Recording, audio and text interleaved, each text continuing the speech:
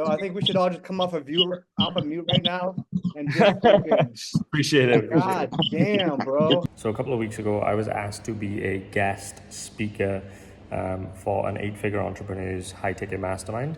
And so this is the video, the presentation that I did for these entrepreneurs. I talked about the 3 ways to scale a business, which is traffic, conversion, and retention. And so there's a ton of value in this one. It was like an hour-and-a-half presentation where I literally just discussed like all my secrets and how I've scaled 2 businesses to 7 figures. So if that interests you, then make sure you got your notepad and pen ready, because there's a lot of fucking gems in this. And I also talk about some of the stuff that I learned from Alex Mosey and Sam Evans as I recently flew out to Vegas to meet them. There's a video coming soon on that as well. So yeah. All right, let's give it up for Dylan Bees. Dylan, are you ready? Yes, sir. What's going on, people? What's going on? Hey, what's up, What's man? up? What's up, Dylan? Hey. How you doing, man? I'm super excited to be here and share some lessons with everyone. I'm just gonna share my screen quickly. Can you guys hear me fine? Is my audio good? Yeah. Yes. Yep. Okay, Yes, cool, sir. cool. Sweet. So today I want to cover pretty much the only 3 ways to make a lot of money online, I guess, right? And that is traffic, conversion, and retention, right? These are the only things that really matter if you want to scale a company: traffic, conversion, retention, if we're simplifying it, right? So that's what I'm going to cover. Pretty much, how do you get traffic? How do you convert that traffic? And then how do you retain clients so they just keep paying you month over month or week over week, right? So just to preface, I made a lot of money without reading a book a week, without making my bed, without journaling, without the 2-hour morning routine, without giving up caffeine, without waiting to marry, and without leverage, right? Because the only thing you actually have to do is find shit people want and sell it to them for more than it costs many times over, right? And so by the end of this presentation, if you actively engage, listen, and implement the things I'm going to talk about, you will literally have 10x your rate of learning, and therefore will have downloaded new data, insights, and information into your brain so that you can speed up time learning from my mistakes, which will allow you to just move so much faster in business and life, right? And my goal with this presentation is to get you doing the activities and behaviors that normally take founders 4 years to start doing, right? So 4 years worth of change in 90 minutes or less. Now, firstly, who am I? I'm Dylan Bees, right? Just a quick, brief story. I thought I'd do a TikTok just to make it easier for you guys to understand. You get the visual representation, right? I grew up super poor in the UK, in Wales, in the small country. Lived in a rundown flat, single mom, right? I was forced to grow up with a single mom and a sister. And my entire life, I just felt like an outcast, right? So all throughout school, I was always like, why am I here? What am I doing? I don't understand why I'm learning fucking algebra. Like, this doesn't feel right, right? And so I got my first job at 14 in a store called Aldi, just to like help my mum, help make ends meet. And at 16, I went to college and I just felt like completely lost in life, right? I was going down this traditional path that I thought was like the only way. Like, I didn't want to go to college, but I didn't know there was any other option, right? College didn't last long because I wasn't making any money and I needed a full-time job. I needed to make money. Like, I just wanted to figure out a way to make money. So I dropped out of college and I went to work at a maintenance company, and I was doing 80 hours a week, slaving away, just working. And I hated every minute of it, right? Life was shit. And to make it even worse, my mother, who's my single mother, she's my hero. She gets diagnosed with cancer. And then on the same day, my long-term girlfriend at the time broke up with me, right? So the reason I'm telling you guys this is like, this is the journey of the entrepreneur, right? You go through difficult shit. And so this was it. I hit rock bottom, right? I started questioning my life. It was a very dark time, but that's when a switch flipped inside of me and I realized that it's all on me, right? And it's the same with you guys. Like, it's all on you, right? And I started working harder on myself than on my job. And that was when stuff started to change. I started to become more self-aware, right? I decided to just quit my job and just go all in. It was late nights, early mornings, just working on my business, trying to make it work. And I was 3 years in and nothing seemed to be working. I was 3 years in, grinding away. everyone was like, oh, you've been doing this for so many years now, nothing's coming of it. Because the difference is with entrepreneurship, you don't get handed an instant paycheck. Whereas with a job, you get handed a paycheck next week, right? And people don't understand that. The paycheck in entrepreneurship comes down the line. And so 3 years in, nothing seemed to be working. And the most embarrassing part was I had to go back and go back to my old job after failing for 3 years, right? And so I started doing a lot of inner work, started really like looking at why I thought the way I thought. And at that time, it was like another year later, I decided to have I had more clarity. I quit my job again. And this time I was like, no, this is the one. So I started my new business. And after 3 to 4 years of failing miserably, I finally hit my first 10K a month, which is like everyone's goal, right? Like that's where everyone's always striving for, is that first 10K a month. So I hit my first 10K a month. My mother beat cancer, which was even better. And then 1 year in, I was able to buy my dream car. I took my mother and sister on a 1 month vacation in Mykonos, which was like the most insane feeling of my life. I made enough money to then retire my mother. And then I traveled to 20 different places that year alone and bought my dream home in the middle of nowhere in the UK. Got invited to the Great British Entrepreneur Awards, and I was nominated for Young Entrepreneur of the Year. But then I achieved everything my younger self had dreamed of, and I felt lost again, right? I had achieved everything. Life was good from the outside, but I felt lost. So I started doing more inner work, right? Realized I should be serving more people. And that's why I'm here today, right? Because I want to serve you guys. I want to give you my mistakes and my lessons so you can learn from them. And so that's exactly what I'm here to do today, is help you guys out. And so why should you listen to me? Well, I run 2 7-figure businesses, an agency that did $475,000 last month in revenue, and a coaching business that did $220,000 last month in cash collected, right? I started my first online business 6 years ago. Since then, I've changed thousands of lives online with my programs and content. I've spent well over 6 figures on online programs, mentorships, and masterminds. And I was one of the winners of the first ever Skool games. As you can see, this is what Alex and Ozzy is doing right now. And we did $44,000 on a brand new $97 a month community in 1 month. And we made $17,000 in just the last 24 hours, right? So I recently flew out to Vegas to meet with Sam Evans and Alex Hormozi to take part in a private 10-person 9-hour mastermind. And Hormozi no longer does this type of stuff, and he charges $150,000 per hour to have a consultation with him. And I managed to get 9 hours. So I learned a lot. I also had a private dinner with Sam Evans on 2 separate occasions. And so I'm just bringing all my lessons into this today, right? Now, just to get into it, right? Couple of things. Every single person who wants to do something with their life, who wants to do something with their life and has done something with their life, has gone through the exact chapter that I had went through, and the exact chapter that a lot of you guys might be going through now, right? And that chapter is the lonely chapter, right? It's the chapter where you don't fit in with your friends, but you don't have the outcomes yet to fit into new groups of friends, right? And you're doing this thing, you're doing these free tutorials, you're doing these paid courses online to try and figure out how to set yourself up to make money online. And you're going through this and you're like, is this even worth it? Because you have no signs of success. The sign of success is that the hate you get along the way. And what you can do is to bend in, and what you shouldn't do is bend the knee to their hate, right? And you don't want to just fit back into the conformity of society because it's comfortable and warm. And so just like in the Matrix, when Trinity opens the door, when Neo's about to take the red pill and he wants to get out of the car, she says, Neo, you've been down that road and you know exactly where it leads. And I know that that is not where you want to be, right? And then he closes the door. And so like right now, this moment that you're going through is Trinity open the door and being like, you could go back, but you then have to remember exactly what the reason was that you decided to not go out to begin with, right? And it's because you didn't listen. It's because you listen to this call, right? And you consume constantly and you're like, I can. And so the whole point of this is like, if you're on this entrepreneurial journey right now, just keep going and don't give up, right? And so that being said, let's just dive straight into it.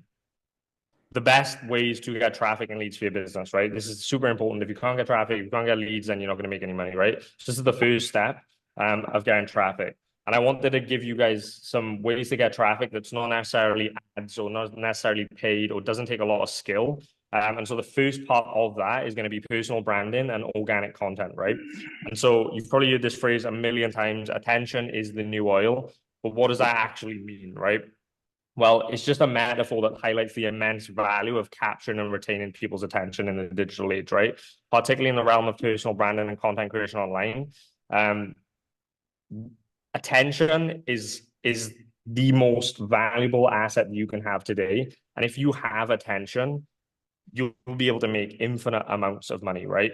And so let's just dive straight into the personal branding side of things. If you don't have a personal brand, or you're considering, or you're on the edge of creating a personal brand, it's something you need to do. Like, you just get over yourself of like, oh, I'm scared to put myself out there, put my face out there. Like, just do it. The sooner you do it, the better it's going to be long term. A personal brand is not one of those things you can just decide to start one day and you're going to start printing money. Like, it's something that takes a long time. And so like your first 100 videos are going to suck, but like it's super important that you just start. Like after this call, if you've not got a personal brand presence, like start, like literally, right?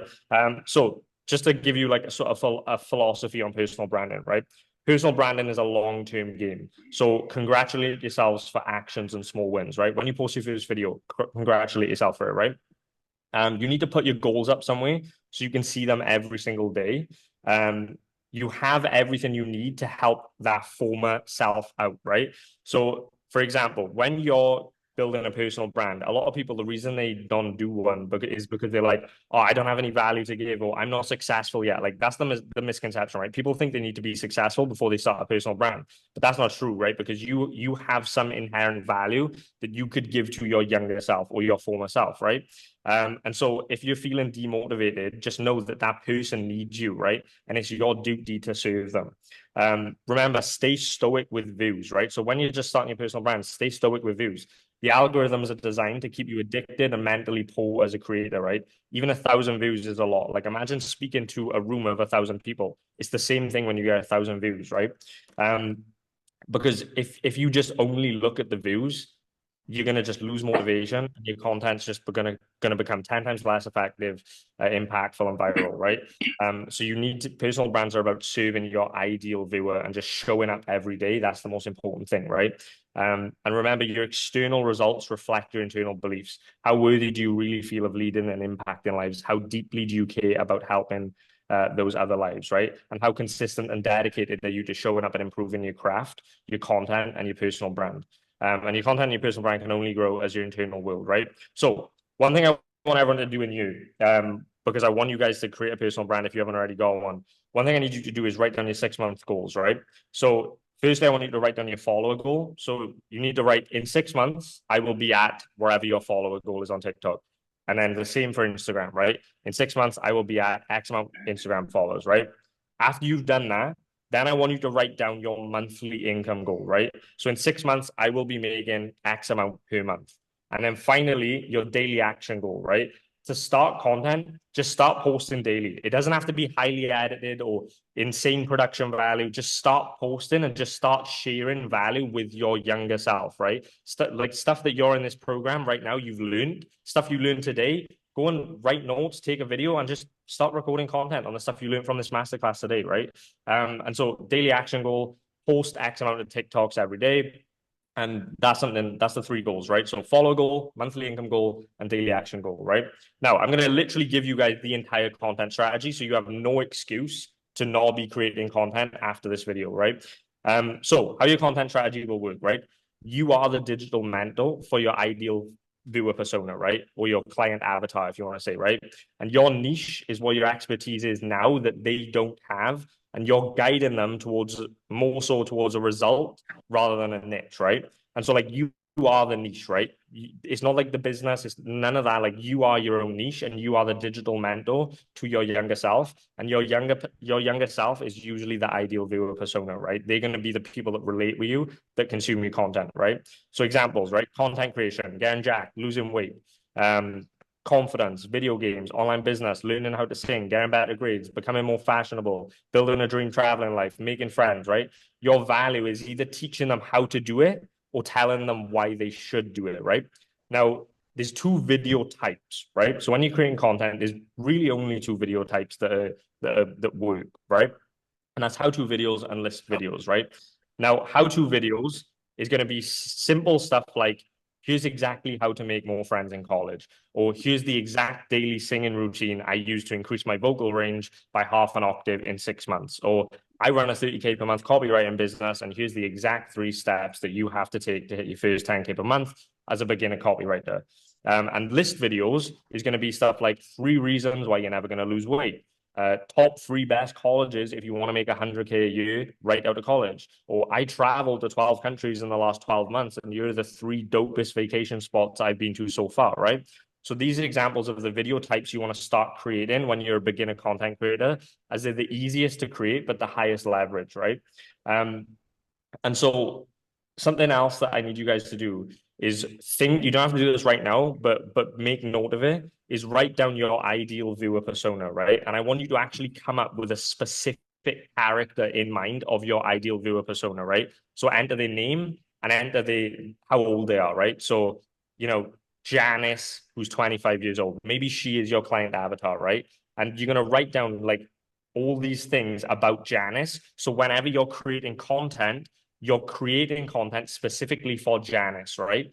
And so what you need to write down is, firstly, the name and their age, 5 situations they're terrified of, and like, what are those situations, right? Are they terrified of going broke? Are they terrified of quitting their job, right?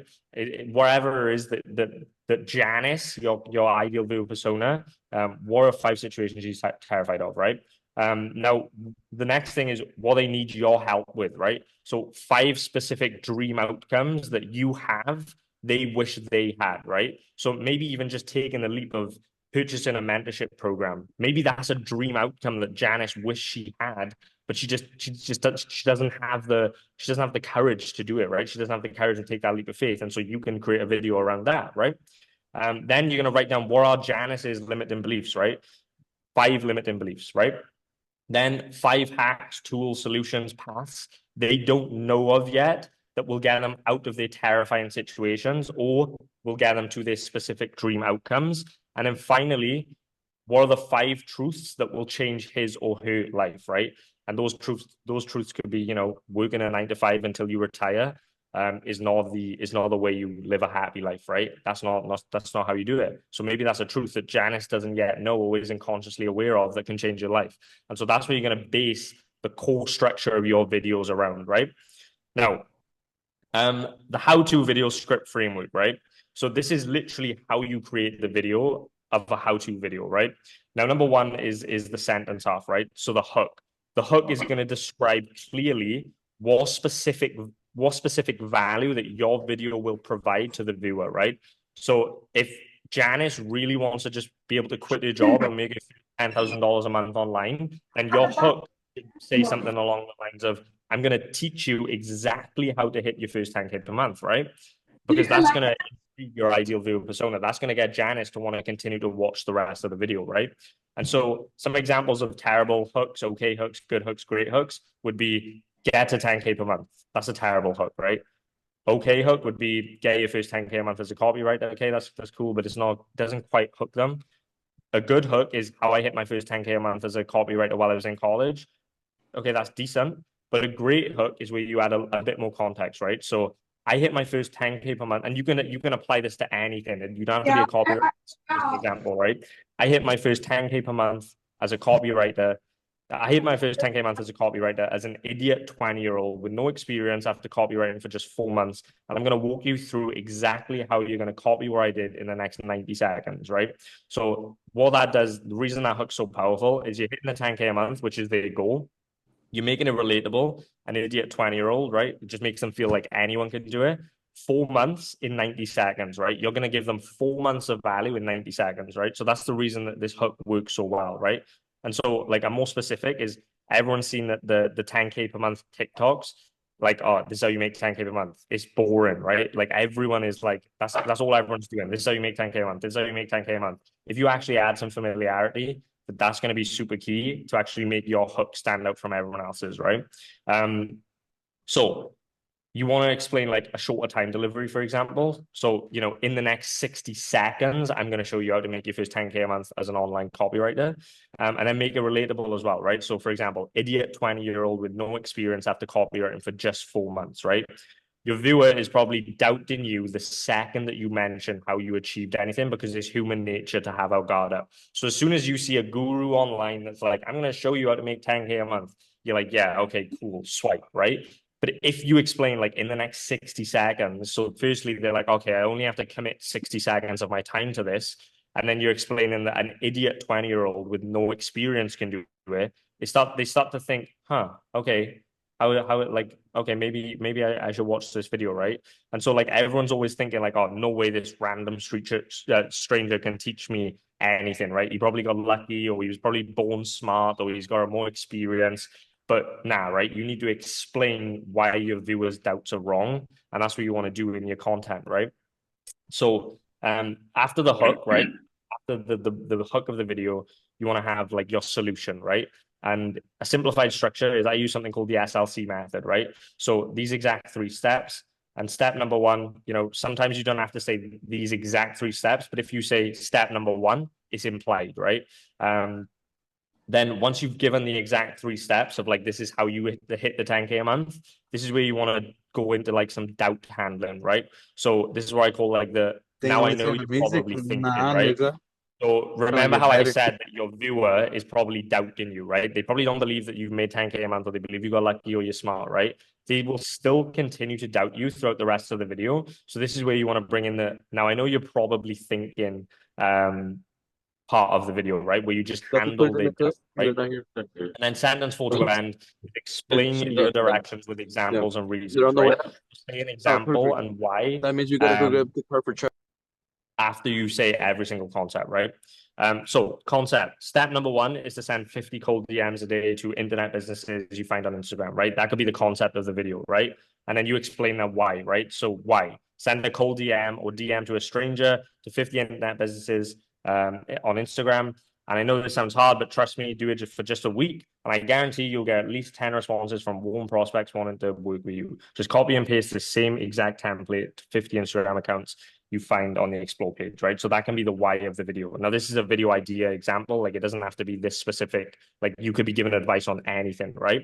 And so the point of the why, like the point of why they're doing the thing. So you give them the concept, right? This is how you send 50 cold DMs, for example. But then the reason you want to give them the why is to kill their objections they subconsciously have in their mind, right? So this is like the entire video framework, right? Of like how you create a how-to video. And if you can like master this framework and you can structure your videos in this way, you're instantly just going to get more views as soon as you post. And this is something that that's taken a while to discover, like, okay, this is exactly how you do it, right? And so yeah, this is where you need to just like sort of, you can also go into examples and stuff as well, right? Where you can, like, for example, when you're doing videos, you always want like sort of B-roll or examples to match what you're talking about. So if you are talking about like sending cold DMs, then you might want to show a visual example of an Instagram account that's like a good candidate to send cold DMs to, right? So if you're creating videos around, you know, how you can work with coaches online, then you're going to want to go and find like an example of an online coach, for example, this guy. And you can obviously tell that this guy's an online coach because he says he has an apply to work with me link, right? So then you can use that in the video and you can show them a visual example, and you're giving them value of like, this is a good candidate because he's got a DM for coaching in his bio. So he's clearly in the fitness coaching business. So this is going to be a good person to reach out to, right? And so you're giving them value, right? Now, the point of the example is to hammer the point into your viewer's skull to make them even momentarily rethink their own opinion. And your video is a success, right? Comments, shares, likes, and watch time will ensue, right? So that's the how-to video framework. And I'll give you guys this doc so you can really like dive into this and take a look. And then you got the list video framework, right? And the list video is simply just a hook, an objection handle, point 1 with a personal story attached to it, point 2 with another personal story, and point 3 with the personal story, right? And so that's literally the list video framework. Super simple. You just come up with the point of, like, you know, let's just say you're doing a video on 3 reasons why you're never going to lose weight, right?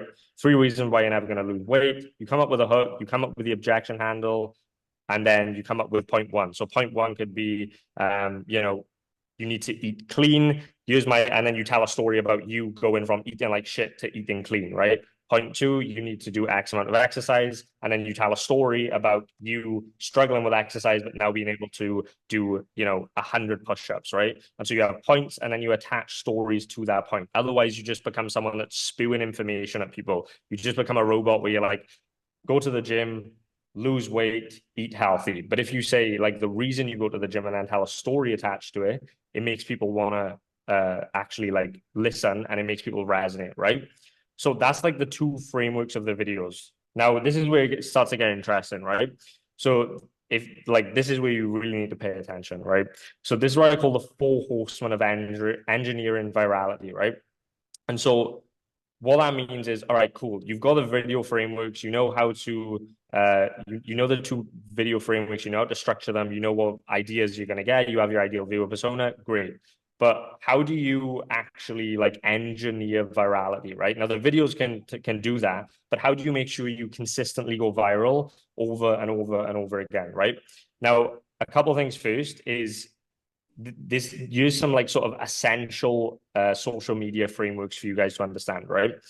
Now, the biggest thing when creating content on social media is you always produce content that serves the viewer first and yourself second. If you're creating content for your product or service and you're thinking, oh, like, how can I get something from this? How can I make sales from this? The content's going to flop, right? If you're producing like selfishly, like, oh, if I say this and I'm selling on my content, this I might get sales from it. That's wrong, right? You need to serve content that serves the viewer first, right? And so I'm going to give you guys access to all this stuff so you can take a look at it. But there's a couple of things to consider when it comes to the frameworks of social media, right? Now, firstly, hook, body, and value prop, right? This is the scripting structure I've just gone into. It's the same scripting structure for how-to videos. It's the same for list videos. The hook just it builds a feeling around the video purpose, right? The body is just something that supports the hook with reinforcing statements, visuals, and value propositions. And then the value prop, this is literally why people are likely going to save your video or share your video or comment or watch, right? And that's where it's going to be informative or educational, right? Now, when it comes to the hooks, right?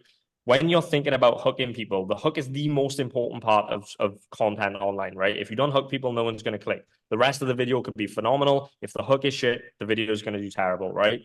And so when you're thinking of hooks, you want to tap into what we call the lizard brain, right? AKA the amygdala, because negative connotations are more effective than positive. So even if your message of the video is positive, that's fine. But you want to have like more than a negative hook, right? Because the amygdala or the lizard brain that we have as humans is pleasure seeking and pain fleeing, and pain avoidance is its priority, right? So if you're creating a hook where you're like, this is how you lose weight, okay, cool. Like that's okay. But like if you flip it and make it more negative, like, you know, if you don't lose like this is how you stop being a fat fuck, or like if you don't lose weight, you're gonna die 10 years earlier. Like that is gonna instantly trigger people and be like, okay, I need to watch this, because if I don't, I'm gonna die 10 years earlier, right? And so like that's an example of like what you need to do when thinking of hooks is having a negative connotation in your hook is going to grab people's attention, right? Because people are just endlessly scrolling. So you need a way to catch their attention, and a negative hook is the best way to do that, right? Now, a couple of things to think about when creating content as well is using second person language, right? So this is not like oh, never use this language, but it's just a general principle to where if you use this type of language, your content will perform better, right? And so what that means, second person language, is you're not going to use me, my, I, mine language like all the time. Like if you're only talking about me, my, I, mine language, people are just going to get interested. People are just going to click off. They're not going to be interested. Whereas if you use you, your, yours, or our, it makes people feel like you're directly talking to them, right? So a bad example would be, let's just say you was making a video on McDonald's, right? And you said, eating McDonald's makes me feel sick. I don't respond well to these chemicals and preservatives they put in my food. Okay, cool, but no one really cares because I don't care if it makes you feel sick. So I'm just going to scroll, right? But a good way to do it to grab people's attention would be McDonald's is making you sick because of all the chemicals and preservatives they put in your food. So see just how the different language makes that entire tone of the video completely different. And that's going to grab people's attention. And again, remember what I said at the start, attention is the new oil, right? So if you can garner attention, you can just make a fuck ton of money, right? And so this is the most important thing. Creating content is the highest leverage thing that you can do if you want to make money the easiest way possible, right? Now, a couple of other tips when it comes to personal branding is your account should have a face or regular faces that are always present in your content. And then for long-term branding, you want to think about these two things, right? Which is the Halloween test. So could someone dress up as you? Could someone dress up as you or the face of your channel? So for example, I could dress up as Alex Emoji, right?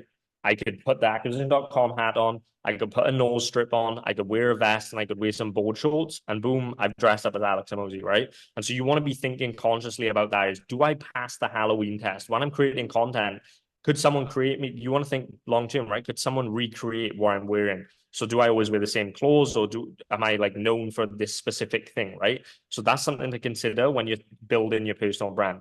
And the other one is the tip of the tongue test, right? So could someone describe your look / mannerisms and have others know who they are? So I'll give you an example, right? Just if I was to say like, oh, who's that like super rich, like billionaire guy that has like a toupee hair, like orange face, like I think he run for president. He like speaks with his hands and like he has really drawn out sentences. Everyone will be like, oh, it's Donald Trump. Okay, cool. So he passes the tip of the tongue test, right? And all the best personal brands pass the Halloween test and pass the tip of the tongue test. So that's super, that like when you're creating and building your brand, that's something that you want to be thinking of, right? Do I pass the tip of the tongue test, and do I pass the Halloween test, right? Now, secondly, when creating content, you want to come up with what I call verticals, right? So what are your content verticals, right? And so if I pull this up, we'll be able to see some examples of what that is, right? So within your subject, you should choose 5 topics or verticals to produce content around, right?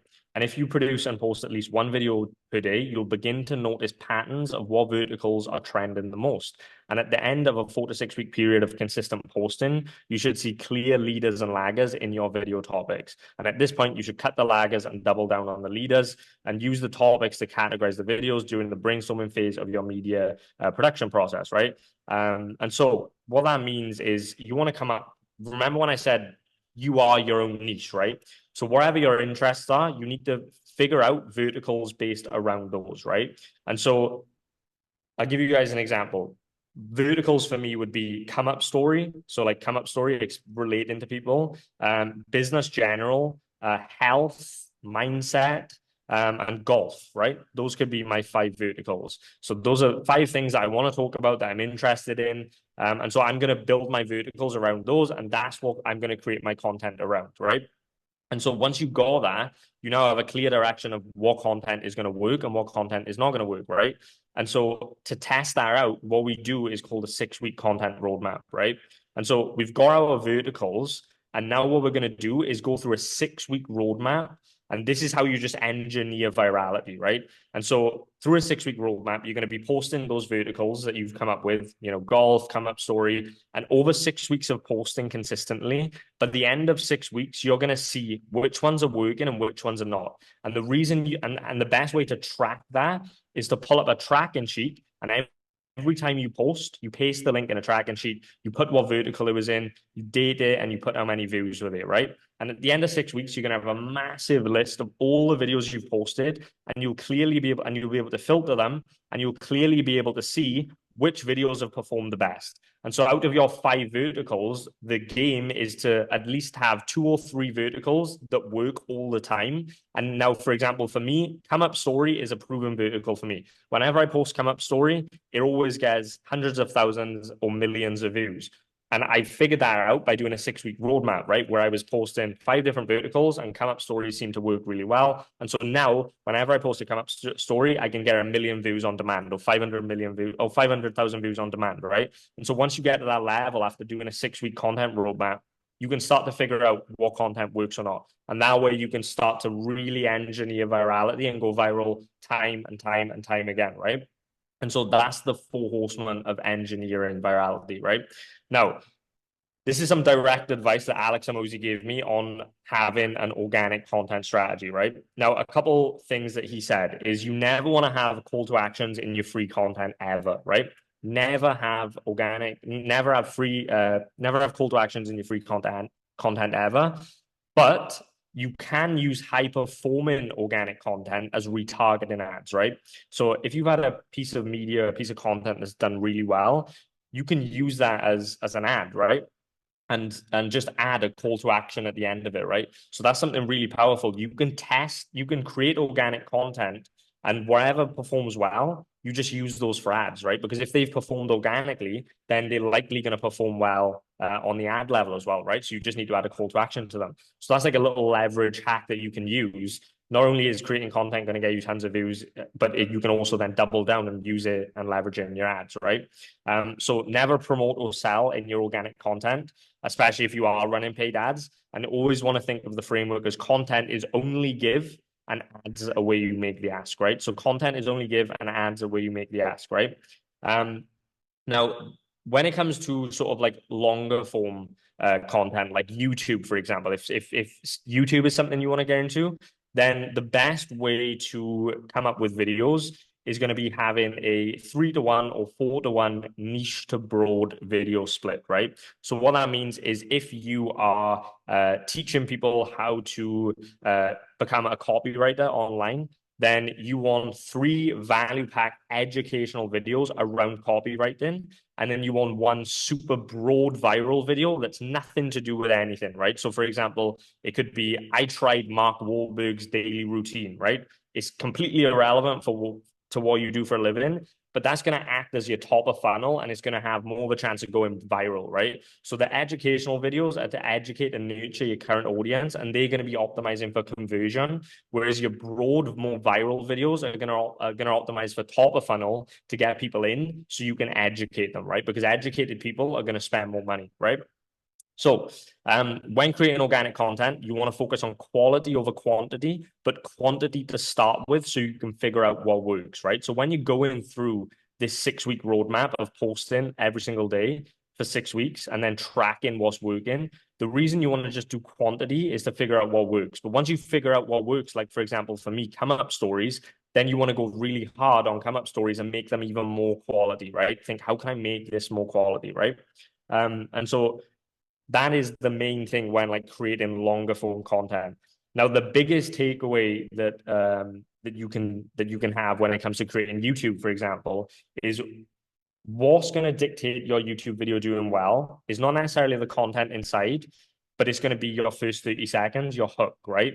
And so you really need to obsess about your first 30 seconds on YouTube. Like you really need to obsess about like what these first 30 seconds are. If you have a video and you're saying how to make 10K per month as a copywriter, and within the first 30 seconds, you mention nothing to do with how these people are going to make 10K per month as a copywriter, it doesn't matter how good the rest of the video is, no one's going to watch it, right? And so the best hook structure is first promise, then show proof, and then show the path, right? So I'm going to show you exactly how to make 10K per month online as a copywriter, show them the proof. The reason I'm able to say this is because not only have I done it myself, but I've also helped XYZ do it. And this is the exact path that we're going to go through in this video. This is going to be the exact 3-step path that we're going to go through in this video. So make sure you take notes, right? And so that is just going to like make people want to watch the rest of the video, right? Because you've promised, shown the proof, and you've shown the path, right? And so you really need to make sure that your first 30 seconds on your YouTube videos have this structure, right? And then the second most important thing is you need to set and match expectations, kind of like what I talked about. If you title and thumbnail of the video talk about how to make 10K per month as a copywriter and you don't mention it in the first 30 seconds, well, you didn't match the expectations. You've set them, but you didn't match the expectations. So no one's going to watch it. Everyone's going to click off, right? And so that's something that's like super important. Now, a couple other things on this is long form content can be broken down into 3 categories: lists, steps, and stories. And all of the above can be intermixed, right? So they can all be intermixed. Now, a good way to create content, and what Alex Amosi does, is whenever he has a content idea, he actually tweets the idea. So like, for example, if he's having an idea of like how to make 10K per month as a copywriter, he just tweets like, this is how I would make 10K per month as a copywriter. And he does that consistently. And then at the end of the week, he'll look over all his tweets and then he'll pick one of them and create an entire video around that tweet, right? Maybe he picks the tweet that did best and he makes a video around it, right? If you're already a creator and you're creating videos on YouTube, then something that I would highly suggest is to study your most successful high-performing videos and find the things that they all have in common and make a list of like 5 of those things and then include them in your upcoming videos, right? So if you're realizing that like you always say this one thing or do this one thing, or maybe you always have this really good camera quality and that's like consistent throughout all your videos, okay, cool, I'm going to include this in my next video, right? Now, the easiest way to get organic reach is going to be through controversy and trends, but you just need to be careful if you are playing the long-term brand game, how you actually tackle these. And controversy and trends are pretty much the same thing. So just, you don't have to do it. Hamosi doesn't use this, but it's the easiest way if you just want to get organic reach, right? Just being super polarizing, right? Now, depending on where you guys are at, whether you are, you have a business and you're marketing, the best types of content based on market segment, there's only really 2, right? If people in you are selling business to business, then you want to focus more on educational content. But if people in you are focusing on direct to consumer, then you want to be focusing more on lifestyle content, right? So lifestyle content is going to work better for direct to consumer, and educational content where you're solving high level problems is going to work better to business. So for those of you in you, make sure you make a note of this. Like if you're selling to business, you want to be focused on educational content, and if you're selling direct to consumer, you want to be focusing on lifestyle content, right? So that's how you're going to generate traffic with content, right? So that's the first thing. Now, the second way to get a fuck ton of traffic is going to be through cold outbound, right? So, when you're just starting a business, these are the best 2 ways to do it, right? I'm not going to go into ads or any of that stuff because it's super complicated, but I believe that these are the 2 best, most effective ways. So we've covered content. Now we're going to cover organic content, right? Now we're going to cover cold outbound. So the best ways to get unlimited leads is going to be through setting, aka being a growth specialist, and following the 3-step conversational flow, right? So what is cold outbound, right? Cold outbound is pretty much just reaching out to people on Instagram or in free communities or in paid communities and trying to sell them on your stuff, right? But there's an art to actually have an effective cold outbound, because if you just start outreaching a bunch of people on Instagram and you're like, yo, buy my real estate program or buy my real estate course, they're not going to do it, right? So if you follow the 3-step conversational flow, this is how you actually like do cold outbound super effectively, right? So I'll briefly cover what is the 3-step conversational flow. Now, my business, the majority of my revenue all comes from content, organic. So for example, my coaching business, I explained, did $220,000 in cash collected last month, right? And so all of that revenue last month, we didn't run a single paid ad last month, right? That all came from cold outbound and organic content. And the majority came from cold outbound, right? And so like, I understand cold outbound pretty well, so I'm just going to give you like the ultimate source on cold outbound. And so this training is literally what we used to book 250 meetings last month from cold. And when you're doing cold outbound, so when you're doing an appointment set in cold, you're trying to get people to buy your shit that have no idea who you are.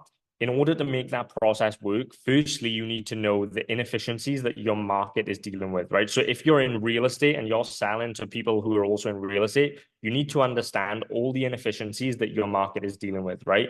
You also need to know how to create context and familiarity. You also need to know how to bring out the inefficiencies in a conversation. And you also need to know how to educate them to create curiosity, but also give yourself an authority and create that authority and trust with those people. And then finally, you need to know how to offer a value call, right? So what are inefficiencies? Inefficiencies can be outdated systems and processes that your market is leveraging to attain its main goal. These inefficiencies are keeping them from attaining their goal fast. And inefficiencies can be knowledge gaps that your market has, right? Inefficiencies can be anything that you know is standing in the way of your prospects and their desired goal/state. So before you start any form of outreach, especially on Instagram Messenger, you need to have a list of inefficiencies to look for in a conversation, right?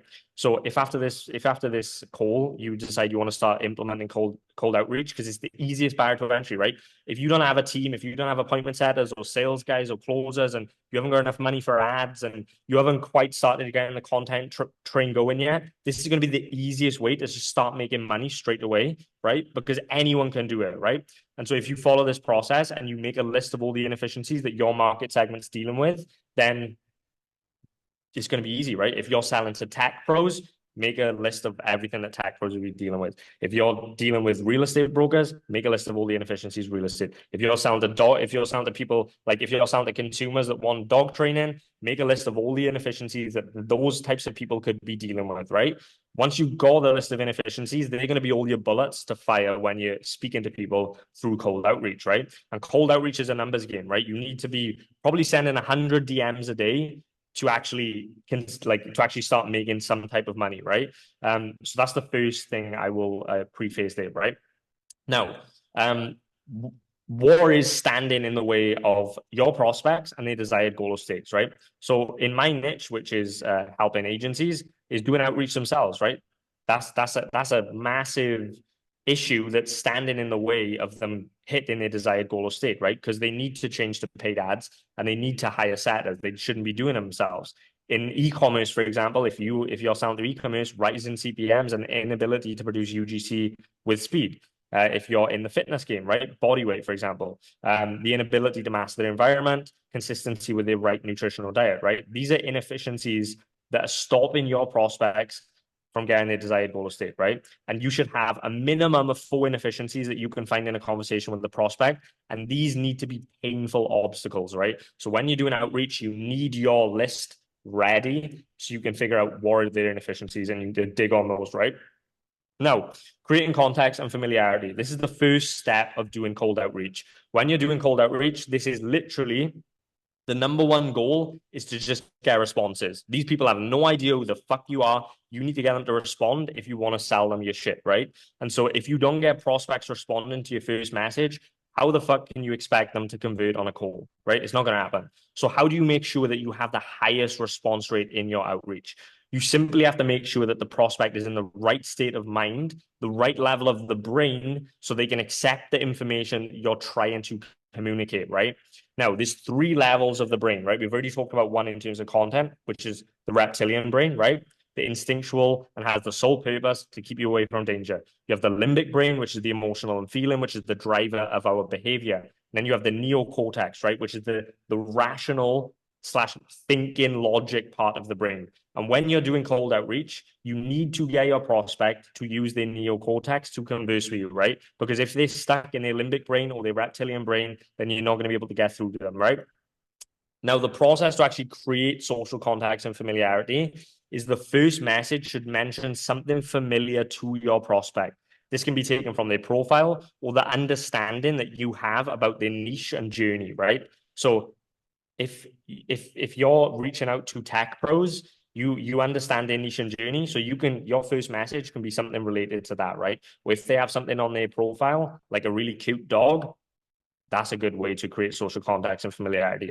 Like, for example, if you have a dog, get the same dog as I am, cool. That's a good way, right? That's just an example, right? And so an example, like this is a message that someone reached out to me before that got me intrigued, and it was like, hey Dylan, were you running another business before Melossom?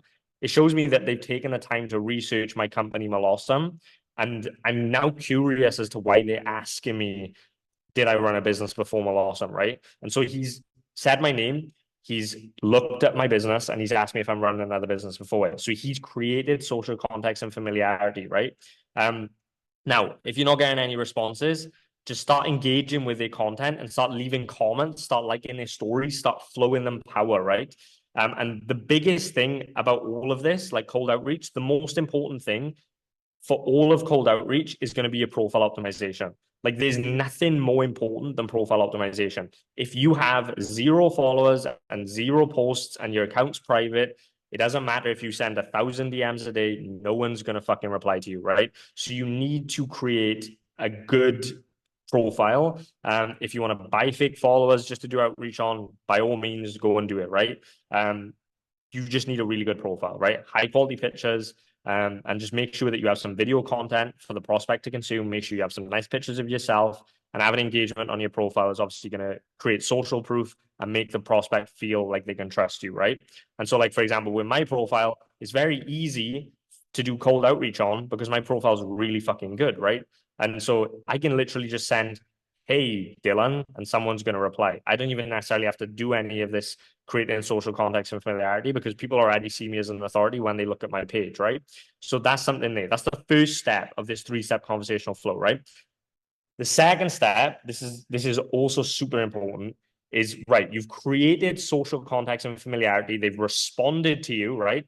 You've got a lead. Life's looking good. You're about to make your first sale, right? Or your 10th sale or your millionth sale. Now you need to bring out inefficiencies in the conversation, right? So, for example, remember you need a list of inefficiencies. And so, for example, with as an example for me, right, is I would say something like, how are you currently going about acquiring customers for your agency? Are you doing outreach yourself? Question mark. And then if they're like, yeah, I'm doing outreach myself, blah, blah, blah, blah, blah. Cool. I've found an inefficiency because they're not going to be able to scale if they continue to do outreach themselves. So now I know that that's a painful inefficiency for them. And so I'm going to dig on that. But I'm not only going to dig on it, I'm going to educate them around it. But I'm also going to ask them more than one inefficiency, right? I want to find 2 or 3 inefficiencies. And so what I would recommend you doing is, like I've done you, get a list of all the inefficiencies your market segment's dealing with, come up with questions around those inefficiencies, but also come up with all the solutions around those inefficiencies that you can give them to educate the prospect, to create authority, but also create curiosity. But one caveat to that is you don't want to educate them too much to where you solve their problem completely, right? Because otherwise they don't need you for anything, right? So that's something that's super important. So find their inefficiencies, right? Once you've found their inefficiencies, ask a minimum of 3 questions to get a clear picture on what the prospect's struggling with, and in order to have enough information to use against the prospect when it comes time to pitch the call, right? So you found their inefficiencies. The next step is going to be educating them and creating authority and curiosity, right? So before you try to educate or even pitch a call, you need to find a minimum of 2 painful inefficiencies. If you don't, the prospect won't see the need to jump on a call because the value of the call needs to compensate for the friction and energy that they need to put into booking a call, right? Waiting for the call, showing up for the call, right? It's a lot of friction. It's, believe it or not, like to wait for a call, show up for a call, do your makeup before the call, the mental energy it takes, it's a lot of friction, right? And so you need to have enough and attach enough value to the call for them to make that friction worth it. So a framework to follow for your educational message, right, is going to be, how do you solve it and why is it worth solving that way? Who have you helped solve it and what outcomes did they receive? Question the prospect if they've ever heard of this process and if they're using it themselves. And then an example of this all put together is, for example, in my niche, we normally leverage highly trained $3 VAs to book 5 to 10 meetings per day, and recently helped a client leverage a VA to generate an extra $20,000 a month while paying $500 a month for the VA. Have you ever thought of leveraging highly trained VAs before? They probably haven't because you found their inefficiency. And so now they're going to be super curious, but they've also been educated because they're like, fuck, I could just use a VA. But they don't actually know the entire process and framework of how to train that VA to actually get results, right? And so this is where you've hooked them. This is where you've got them. And at that point, your volume has gone down, dude. Call, depending on the prospect's reply, right, you should establish if the point you just shared made them curious enough to make sense of jumping on a call with you to learn more, right? And if they're not interested, then all you need to do is jump to another inefficiency that you found earlier in the conversation and educate them again to try and find the thing that makes them curious, right? And most of the time, it will come from the biggest obstacle that the niche faces, right? So if you are selling tech pros, you probably already know the biggest obstacle that that niche faces. 90% of the time, that's what the biggest inefficiency is going to be, right? So once they seem interested and engaged, simply make the following offer, right? And that offer is, are you free sometime this week for a 15-minute chat? I can walk you through how we go about implementing the process because I think it can help you solve your current issue and inefficiency. Let me know if you are, and I can share with you a booking link, right? Don't send a booking link until they say yes. Hello. Once they say yes, can you turn your volume up? I can't hear you. Let me know if I can't find the time that works, right? Then follow-up message. Follow up 30 minutes after sending the link. And if they haven't booked a call and 24 hours later, then you follow up with this sequence, right? Firstly, 30 minutes. Were you able to find the time that works for you? If they still don't reply, remember, follow-up is key, right? If you can't find the time that works for you, I can help you. That's after 24 hours. And then if after 48 hours, just use a funny GIF, like where did you go or wherever, right? So that's all you need to know for cold outreach, right? And so the best ways to actually do cold outreach is going to be in free communities. So join free communities around your niche, right? So if you're selling real estate, join a bunch of free communities around real estate. Also, a super smart thing to do is go and actually pay for paid communities. If you've got money, go and go to your competitors, buy their paid communities, and go and do cold outreach in those paid communities, right? And go and share value and become an authority. Is what we call a Trojan horse method, right? And then finally is going to be Instagram. Just do outreach on Instagram, right? And so that's traffic covered, right? So now you should all know how to get traffic for free, right? Completely for free. Content, cold outbound, right? So we have all this traffic. Now, how do we actually convert that traffic, right? So we can help more people and make more money. Now, firstly, I'm assuming most of you in here know how to sell or learn in sales. So I'm not going to dive deep into that for the sake of time. And also for the sake of time in this presentation, I'm not going to dive deep into actually how do you create a good product or create a good service and optimize, right? I'm just going to assume that you guys already have product or services or skills that you can sell people. And if you don't worry, because this is still going to apply to you in the future when you eventually decide to start monetizing your skills. But that being said, before we talk about how you actually monetize and sell your products and service, we need to understand the evolution phases of every online business has to go through if you want to succeed, right? And so this is what I call the pain versus pleasure model. So when you start a business, right, you start by doing it, right? So you're doing everything, right? You're the sales guy, you're the marketing guy, you're the admin, you're doing accounting, you're doing everything, right? And it hurts. It fucking sucks. It hurts, right? And it's super volatile. Maybe 1 month you make 3K, the next month you make 7K, then you're back to 2K. But throughout that entire time, right, you're trying to get a process and then you're trying to prove that process. And once you do that, it starts to feel good and it starts to become stable, right? You know, you've now figured it out. You've got a process. You've proved the process. It works. You're actually making money. Maybe you've hit your first 10K a month and you're stable there, right? But to get to the next level, you've got to go to the teaching it phase where, again, it gets super volatile again and it starts to hurt even more. And now you're actually going to be teaching that proven process to other people. This is where you bring in your first sales rep and you start to teach him, right? And so I just want to make you guys conscious of this because I feel like a lot of people don't quite understand this entire evolution phase, right?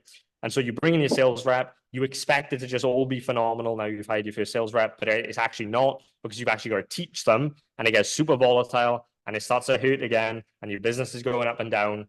And then at that point, you're teaching it, but throughout the entire time of teaching it, you start to optimize and you start to systemize, and that's when it starts to feel good and stable again, right? And so now you've hit another floor, right? So it's volatile, you hit a floor, you stay at that floor, maybe that floor is 10K a month, then it gets super volatile again, maybe you dip to 5K, and then you hit another floor, right? When you're teaching it. And then the last evolution phase is managing it, right? So you go from doing it, to process, to proving the process, to teaching it, to optimizing, to systemizing, then to managing it, right? And that's where it starts to hit different and it starts to get volatile again. And so a lot of people make the mistake of going from doing it to trying to manage it, right? Or doing it and just never getting past this phase of doing it because they have the mindset of, oh, no one can do it as good as me, right? Well, that's a business lesson for you. You're completely right. No one can do it as good as you, right? But that's just business. So you might have to fucking hire 4 people to do one job, but that's what it is, right? So you do it, you teach it, you manage it. And then at that point, this is where you can go into the next phases. You either burn out, you either have to try again, or you hit success, right? And so like that's the evolution phases of a business. I just wanted to preface that just so you understand and you can figure out where you're currently at. Maybe you're in the doing it phase, maybe you're in the teaching it phase, maybe you're in the managing it phase, right? And so this is to make you conscious of where you're currently at, right? Now, making money, right? If you want to make more money in any business, it has to be one of these 8 things, right? You either increase the price, you reduce the consultation cost, you resell people you've already sold, you cross-sell them another software or service, you increase the quality of your product service, you decrease the quality of your product and service, or you increase the quantity, or you decrease the quantity, right? If you want to make more money in any business, it has to be one of these 8 things, right? Now, price is the biggest lever to make more money faster. When I was in Vegas with Hamosi, he explained that he acquired a company at acquisition.com because he felt that they were undervaluing their services and not charging enough. He bought the company. All he did was up the price and increase the price, and they 10x their business within the first month, right? And so price is the highest leverage. So if you feel like you can charge more, right? You don't want to be a commodity. You don't want to be the Toyota of the market. You want to be the Porsche of the market, right? And so you never want to fight on price. You never want to lower your prices. It's not a way to run a business. There's never room and there's never growth for people that constantly fight to lower their prices.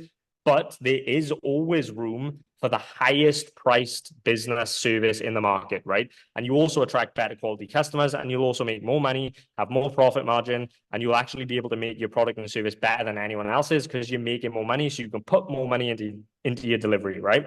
So how else do you convert people once you've got a product or service? The first step is, if you're doing organic content and you're doing cold outbound, you need to have a clear funnel and a call to action in your bio on social media, right? So if we go to my Instagram, for example, you're going to see that I have a clear call to action: travel in the world, leveraging OFM, and how you can too for free. And my funnel super clean. There's only going to be one link that this is the only option people can click on, right? So you want a very clear and concise bio and call to action, right? Now, the next way that you make money is pricing and offers, right? So you want to make people an offer so good that they feel stupid saying no, right? And so I'll show you an example of an offer that I used to win the Skool games, right? The offer was a bit more buffed up at the time, but I'll just show you of what it's like now. And that offer is what we call a value stack, right? And so the Skool games offer, which we did $17,000 in 24 hours with this offer, and it's only $97 a month, right? So we sold 200 people in 24 hours, right? At $97 a month, which is just crazy, right? And that's what got us to win the Skool games, right? And so, as you can see, this is what we call a value stack, right? So we're telling them, once you join, this is what you get access to. You're going to get access to this, which is normally $997. You're going to get access to this, normally $500. Access to the sales script, normally $597. We're telling them the price, right? And then our bonuses is the bonuses in your offer should always be the best parts of your program of what makes your prospect want to buy. Normally 4,000, normally 5,000, normally 3,000. Total value $20,000. You've just anchored them at $20,000, and you've told them it's only $97 a month. They've been anchored at $20,000, and you're telling them it's $97 a month, right? So that is how you do a value stack in your offer, and that is how you're going to convert leads like fucking crazy, right? And so each bonus should be reason enough to join and worth so much more than the monthly payment, right? And the prompt to find this, how do you come up with your bonuses, right? The prompt to find your bonuses is asking yourself, what is something that if I remove everything else, people would pay just for that thing, right? So whatever product or service you're selling, what is something that if I remove everything else, what would people just pay for, right? Maybe it's access to you. Maybe it's the community. Maybe it's events. Maybe it's exclusive content. What is something that if I remove everything else, people would just pay for that one thing, right? And so also in your offer, the way you word it is going to be super important. So the way that we like to word things is what we call the benefit of the benefit. An example of that in my industry is the benefit of working with us is that you're going to get chatters, and the benefit of that is that you're not going to need to speak to your subscribers anymore, right? So that's the benefit of the benefit. So whenever you're crafting your offer, the specific bonuses and the specific things in your offer, you want to show them the benefit of the benefit. And the bonuses function as a filter to attract the right people, right? And something Hamosi also told me is he likes to not make bold claims and promises, and instead will say things like, I'll share the stuff that worked for me, and if it works for you, then great, right? And so that's super important, because you're setting expectations so you can over deliver, right? And so another point when it comes to conversion is going to be pricing to your client avatar's worst month, right? If you're going after real estate brokers, right, that on average, they make 5K a month, then you want to price your product and services to their worst month, right? And so if your product is 10 grand a month and your niche on average makes 5 grand a month, well, yeah, they might be able to do it because they might have money saved up. But if they have bad months, then they're going to stop paying you, right? And so that client retention is super important. So you want to price it to their worst month, right? And so that's super important. Now, another way to convert people is going to be by having testimonials and case studies, right? So, you're doing organic content, you're doing cold outreach, you're getting tons of leads, life's good, one of the easiest ways to convert those people to just hand you money is going to be having testimonials and case studies, right? And so the best testimonial case study framework is what we call the Epiphany Bridge, right? And the Epiphany Bridge is the before, during, and after. So for example, if you've got clients right now that are doing well, you want to get on a Zoom call with them or wherever you want to do, and you want to walk them through an Epiphany Bridge and you want to record it, right? And so what the Epiphany Bridge is, let's just say you're helping coaches online. You're going to say, okay, you're going to jump on the Zoom call. Yo, Tiffany, so before working with us, can you explain like where you was at, what you was doing? And then she's going to explain the before. You want to make sure you ask the internal and external questions. So how was you feeling before working with us? That's going to be internal. Before working with Dylan, I was feeling like my life was over. I was hating my job. I just felt stuck and I just didn't know what to do, right? Then the external. I was making no money. I was completely broke. I was living under a bridge and life was terrible, right? That's the before, internal and external. Then you go to the during. While I was working with Dylan, I started to feel like he actually understood like where I was coming from. And I've paid for all these programs in the past, but like they were just never that good, right? And then the after, right? After working with Dylan, my life is amazing. I'm happier than ever. I'm making $50,000 a month. That is the Epiphany Bridge, right? Before, during, after, internal and external, right?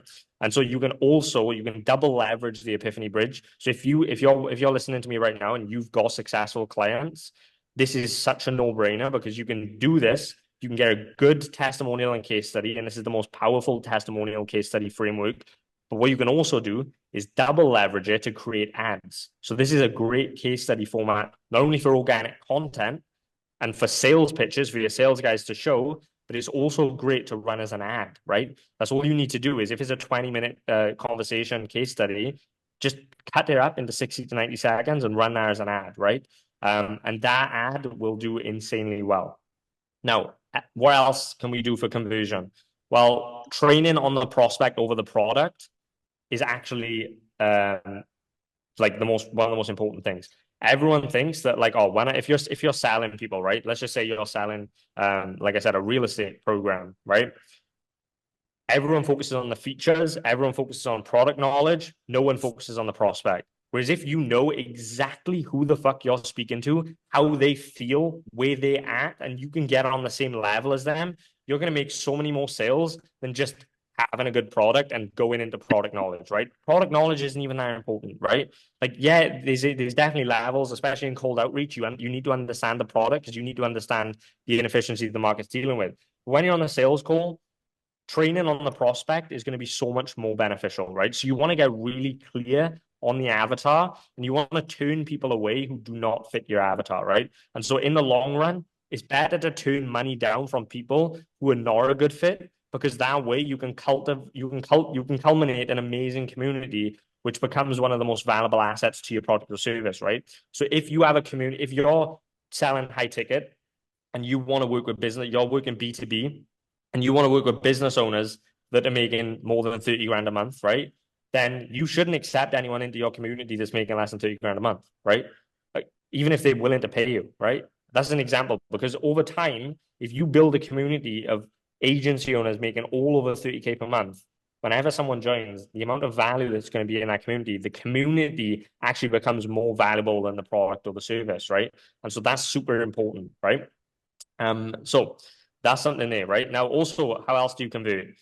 You can also convert by having large team incentives. So if you have sales teams, it's better to have large team incentives over large individual incentives. So if you've got a unicorn sales guy who's really good at sales, you want to make sure that, like, okay, cool, you could give them a large individual incentive, but that's actually going to just ruin the morale of the rest of the team. So you actually want large team incentives over large individual incentives. Now, yeah, there's room for both, but large team incentives are always better, right?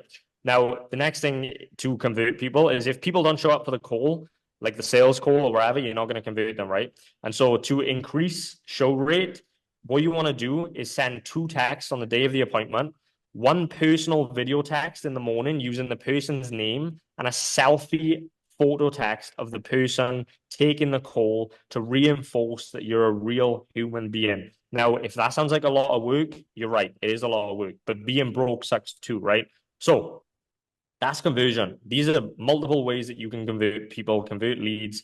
After you've done the content, you've done cold outbound, and bear in mind, cold outbound and content go hand in hand. The better personal brand you have, the easier cold outreach is going to be, right? And so you've got those, you're able to get traffic, you're able to get leads. You now know all different ways to convert those traffic and leads, whether it's the offer, whether it's getting people to show up, whether it's ads, whether it's testimonials, whatever it is, right? You now know all the ways. Obviously, again, I'm not going to go into like sales because most of you guys in here will know how to sell or are learning how to sell. So boom, that's conversion, right? Now we've covered traffic, conversion. The last part is retention, right? It's pointless selling a bunch of people if every single month you've got to go and sell more people and you're constantly chasing new customers. You're just on the hamster wheel, right? You may as well go back to a 9 to 5, right? Because you just end up becoming an employee in your business. If you're an employee in your business right now where you just feel like, fuck, I need to keep chasing clients, I need to keep signing clients, I need to, if that's how you are operating right now, then like sort your shit out, right? Because if you're operating where you're chasing clients and you're on this hamster wheel, you're never going to actually be able to scale to the numbers you want to go to, right? And so you solve that by having good client retention, right? You solve that by having such a good product and service to where your clients just want to keep fucking paying you. And I was speaking to Sam Evans at dinner, and he explained that he had Quantum Mastermind, right? Quantum made him $4.8 million a year, and he only had $300,000 in expenses, and he only had 100 people in Quantum, right? And he would never let any more. So it was only 100 people. Like he wouldn't. He was that good at not chasing customers that he got a 4.8 million a month, 4.8 million a month purely, 4.8 million a year, sorry, purely from 100 customers that continued paying him because his product and service was so good, his offer was so good, and he wasn't a commodity where he constantly had to chase new clients, right? And so that's what you want to strive for, right? You want to strive to have clients that you provide so much value to that they continue wanting to pay you, right? So client retention, right? 4 things people value most when making a purchasing decision in order. The first most important thing, and you need all these if you want to have good client retention and if you want to sell people, this also kind of goes into conversion as well. But the 4 most, there's a survey that is done to prove this. The 4 things that people value most when making a purchasing decision. First is access. So if you've got a big personal brand, for example, the first thing that people are going to want is access to you. Access to the guru is the most valuable thing. So again, in your offer, in your retention strategies, you want to make sure that access is at the top, right? But you don't want to give access to where you're fucking taking calls every single day and you have no time to do anything else, right? Be smart with it, and I'll show you how to do this. The second is community, right? Which is why I said you don't want to start accepting people to your community, to your high ticket offer, to your low ticket offer, just because they're willing to pay you money, right? You want to be in the privilege of being able to turn people away because they do not fit your client avatar, right? So community is going to be the second most valuable. Third is events, right? So holding events. And fourth is going to be exclusive content or newsletters, that kind of thing, right? So that's what people value when making a purchasing decision, right? Now, knowing this is going to help you retain clients and lower churn, right? And having an amazing product and service and creating a customer-first basic business is super important because you'll automatically make more money by taking the time to actually make the best product and service you can, right? And so to do that, when it comes to like the delivery, if you've got an online course or program, the easiest way to look at it is just break the business down into day by day, step by step, and just simplify it and build the process, build the program around that, right? The next thing you want to keep client retention, right, is an activation point, right? So this can be a weekly report form to figure out your client's monthly revenue so that they can get, so you can either decide, do they need more support or should I ascend them to my higher ticket offer, right? So if the criteria for your high ticket offer is they need to be making 10 grand a month, well, cool. Send them a weekly report form, figure out where they're at. If they're at 10K a month, that's an activation point. You know now to ascend them up to your higher ticket offer, right? And so what we like to do is in our Discord server with all our clients, we send weekly report forms, and when they fill them out, an automation gets triggered where we get all the data, right? So the name, email, progress this week, sign my first model, this week's learnings, challenges. So now we know like, okay, cool. This is where this guy's at. He's not quite ready to ascend yet, but we can help him with this. So we can actually get him there faster, right? Secondly, is going to be deleting any low value posts in the community. If you have a paid community or a high ticket offer that is attached to a community, delete any low value posts inside the community. Also, if you have like a course or an online program, deletion can actually make the product more valuable. So a lot of issues that online coaches make is they just fucking spew a bunch of information overload, and half of the shit people don't even need, or they just blab on.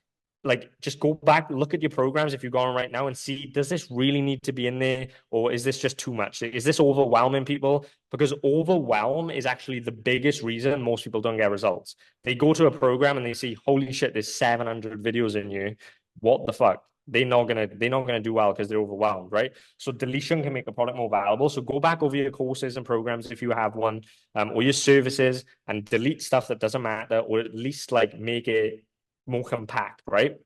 Now, I'm just firing these off rapid fire, right? The most important metric you should know in your business, if you have an online coaching business, a community, high ticket offer, is lifetime value to customer acquisition cost, right? LTV to CAC ratio. You need to know this number. Every single person in you should write this down now. If you want to get into the high ticket space or the online coaching space or the digital product space, this is the most important metric that you need to know, right? This is going to dictate so many things of how you operate. And I'm not going to go any deeper than that, but you need to know this fucking metric, right? And if you don't know this metric, then you're never going to be able to scale, right?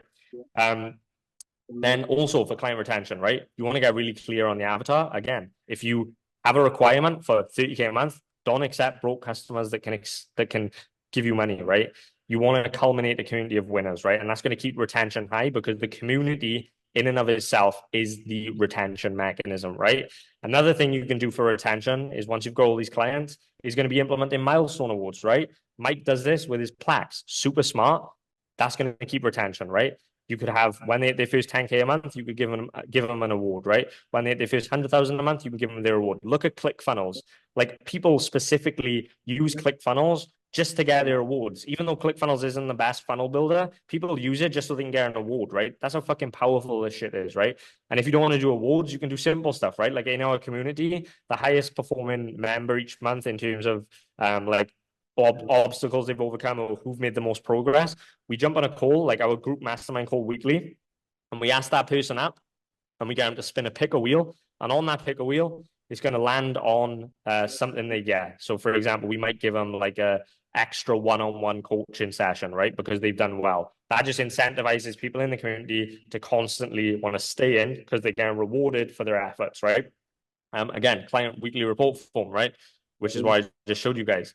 You want to be always collecting data on your clients.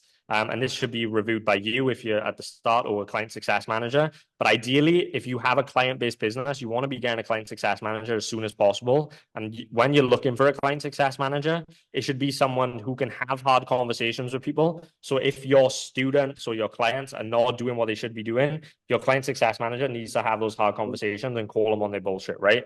She also needs to be constantly checking in with how they feel, right?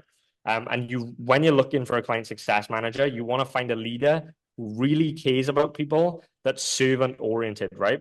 And so that's super important, right? This is all going to help retention. Having a client success manager will massively, massively increase retention. If you're selling a high ticket service right now and you realize that your clients are dropping off, they're not fulfilling their payment plan and their contract, they're just dropping off after the first month when they don't see results, adding in all this shit is going to make you so much more money without doing any extra work. That way, you don't have to constantly chase clients every single month, and people want to renew, right? If you have 6-month programs in you, and at the end of those 6 months, people are leaving and not renewing, your client retention mechanism is not good enough and your service is not valuable, right? Literally over 50% of all of our clients after 6 months on our program renew. Every single time, 50% all renew, right? And so that's really solid, right? Especially on high ticket when we're charging $10,000, right? And so you need these retention mechanisms in place, because otherwise you're going to be on that hamster wheel and that flywheel of constantly chasing new clients every single month, constantly having to sell every single month. And if you don't sell, your business goes to shit. Like, that's not how you want to be living, right?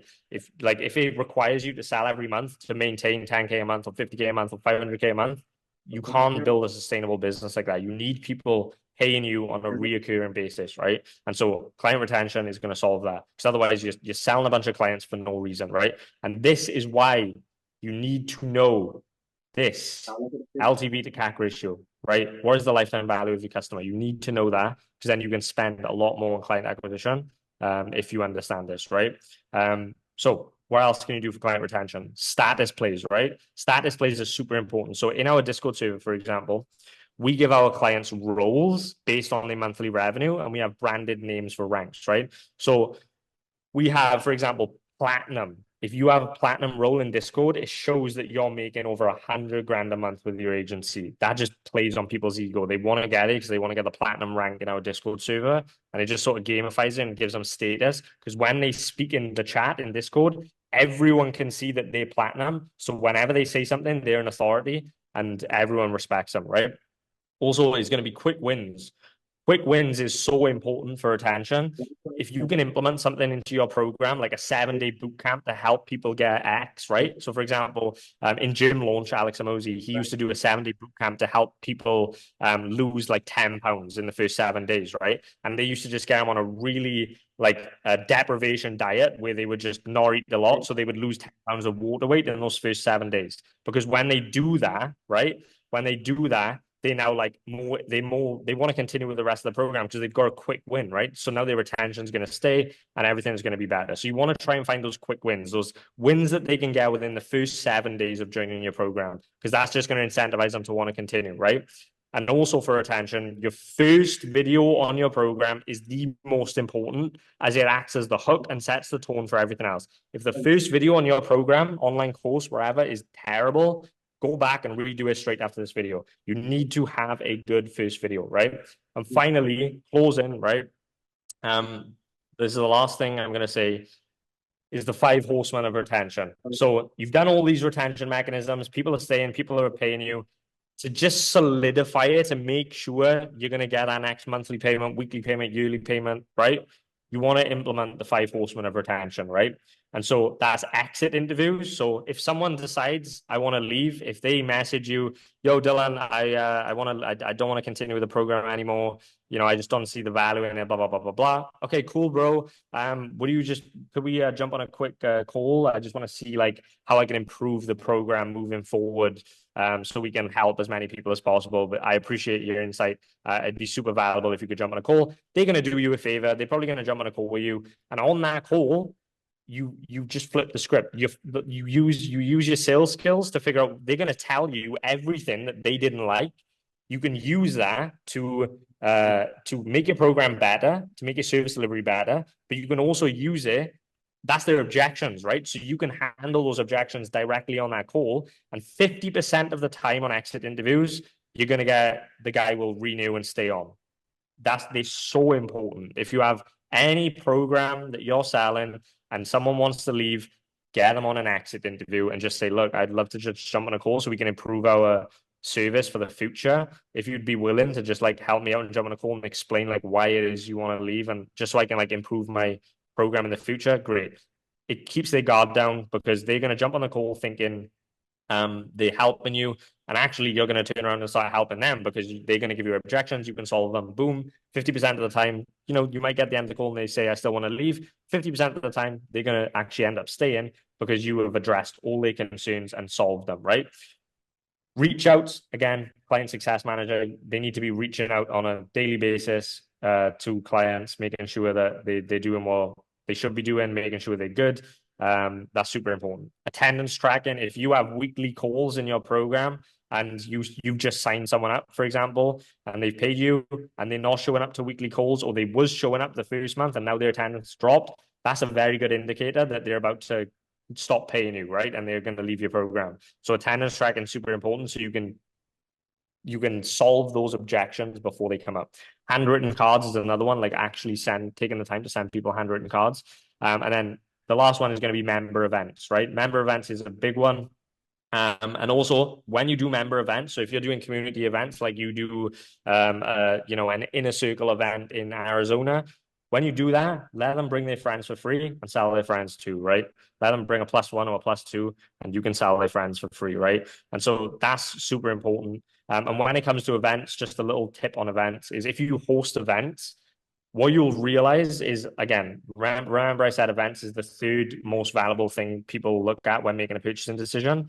if you have events as a part of your service or program, just make sure when you announce an event, you give people enough time to actually save up if they need to travel. But the most important thing is make sure that at the event, you announce the next event. So you announce the next event at your current event.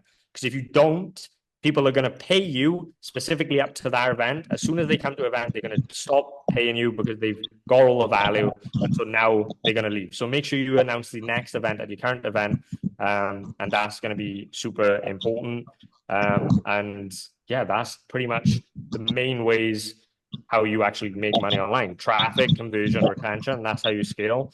And on that closing note, just to give you guys a little sort of insight, is there's 1,700 millionaires created every single day, right? How crazy is that? There's 1,700 millionaires created every single day. Any one of us can be one on a Monday, Tuesday, Wednesday, Thursday, Friday, Saturday. It doesn't matter, right? Fun fact, I became one of those millionaires on a random Friday. Literally just a random Friday. It wasn't special, wasn't a holiday. It was just a random ass Friday, right? And so I know if I can do it, and you guys can do it as well, right? Because nothing about me fits the millionaire description, right? I was just a lazy guy working a maintenance job that was paying me $10 an hour until I said, look, I have to do something about this. I have to change my life, right? And so I don't want anybody in you, like everything I've just gone over, like really take this shit serious, because this is like the blueprint of how you make money.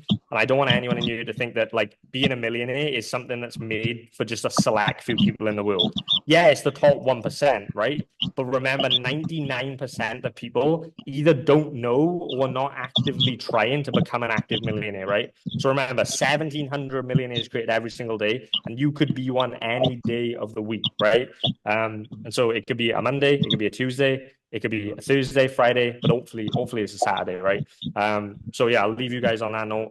Hopefully you found some value. If anyone wants to ask any questions, I can answer some questions for like the next 15 minutes. If you just want to raise your hand, and then I'll just go through, or if you got any in the chat, Raj, then yeah, hopefully you guys found some value in that. Damn, Dylan, that was amazing. Holy shit, bro. Holy So much for that value. It's crazy. No, I think we should all just come off of mute right now and just Appreciate it. God damn, bro. Thank you. That was amazing. Hell yeah, Dylan. Good job, Dylan. Good job. Yeah, so where do we sign up, Dylan? Thank you.